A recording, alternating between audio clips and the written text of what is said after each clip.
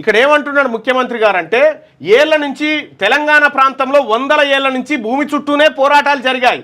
కానీ ఈ భూమి ఉన్నది ఎవరిది? వీళ్ళ వర్గాల దగ్గరనే, వీళ్ళ మీదనే జరిగింది. నాడు కొమరం భీం జల్ జంగల్ జమీన్ నినాదంతో పోరాటం చేసిన నిజాంకు వ్యతిరేకంగా భూమి కోసం ఇక్కడ చూడు ఆయన ఎంత తెలివి కల్లోడు అనుకుంటారు, ఎవరు గుర్తుపట్టాడు అనుకుంటారు రేవంత్ రెడ్డి.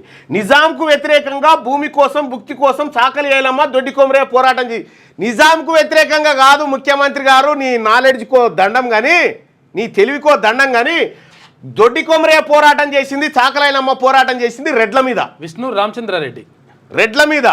నిజాం రాజు 1,40,00,000 ఎకరాలు ఈ పేద వర్గాలకు దక్కాలని చెప్పి మీకు చెప్తే వాళ్ళ భూమి గుంజుక తిన్నది మీరు. ఇప్పుడు నిజాం మాకేం అన్యాయం చేయలే, రజాకార్లను అడ్డం పెట్టుకొని మీ జమీందారులు మీ పెత్తందారులంతా మా ప్రజల మాన ప్రాణాలు చేర్పిడు.